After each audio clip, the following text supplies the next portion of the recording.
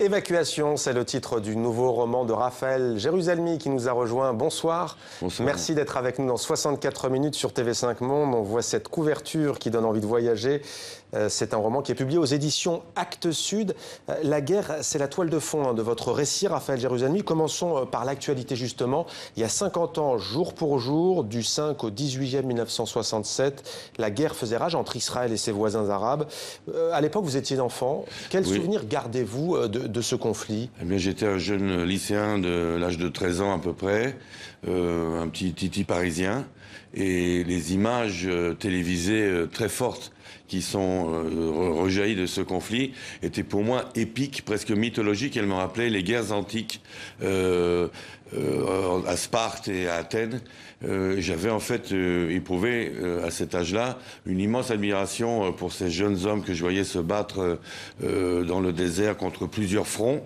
Et ils avaient remplacé à l'époque un petit peu pour moi les cow-boys.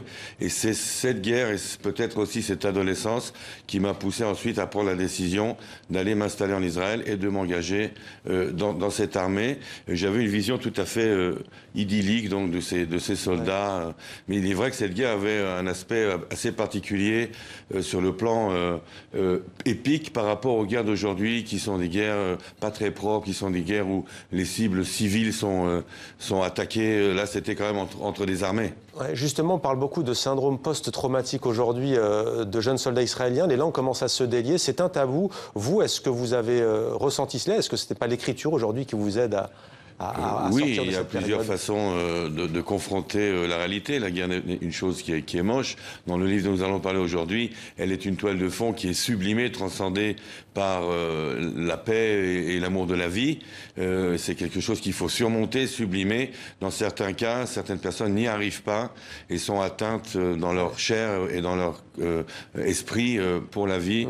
Elles en souffrent énormément. La paix avec les Palestiniens qui vivent sous occupation depuis 50 ans, vous y croyez? Elle semble loin. Est-ce que c'est possible? Absolument, elle est tout à fait possible aujourd'hui même. Il y a des obstacles qui sont tout à fait ridicules sur le plan politique, des obstinations de part et d'autre. Je n'accuse personne ou tout le monde sur le plan politique, diplomatique, économique qui bloquent. Alors qu'au niveau de la rue, du terrain, que ce soit entre les artistes, entre les commerçants, dans le bâtiment, les entrepreneurs, les travailleurs, il y a un contact constant entre les deux peuples et il y a une volonté certaine et croissante des deux côtés. Il y en a marre, la paix est possible dès aujourd'hui. Alors, Tel Aviv qui est évacuée, c'est donc cette histoire que vous nous racontez aujourd'hui. Il s'agit bien entendu d'une fiction. Les autorités du pays décident d'évacuer la ville. Il y a la guerre qui menace et on est dans un bus justement qui doit les évacuer. 3 acteurs du récit descendent. Ils trompent la vigilance des militaires. Il y a Saba, un vieil homme qui est survivant de l'Holocauste, de la Shoah. Il y a le narrateur, c'est son petit-fils Naot, étudiant en cinéma. Et puis il y a la jeune artiste Yael, sa petite amie. Et au fond, pour eux, c'est une aventure clandestine qui commence. Racontez-nous sans tout dire. Alors c'est en fait une aventure effectivement clandestine et de dissidence. Donc mes personnages sont subversifs. Ils sont à la base des bobos téléviviens. Ouais. Alors le bobo télévivien, c'est comme le bobo de partout, de Paris, Berlin, Montréal.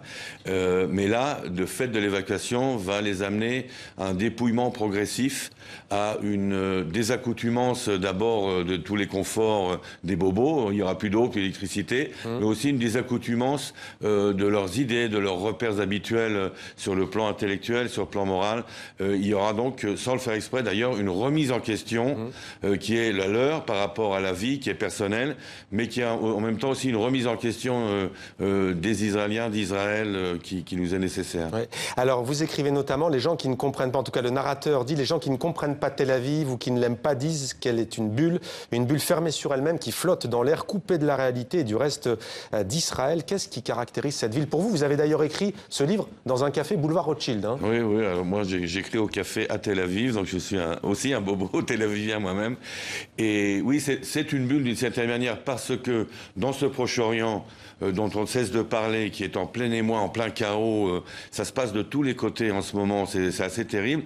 Il y a cette ville qui est vue à l'européenne, à l'heure de la nonchalance. Et en fait, on croit que c'est une bulle qu'elle s'isole, mais en fait, elle n'ignore pas la réalité. C'est beaucoup plus important que ça. Elle fait un pas en avant vers la paix parce qu'elle ne consent pas à vivre à l'heure de la guerre.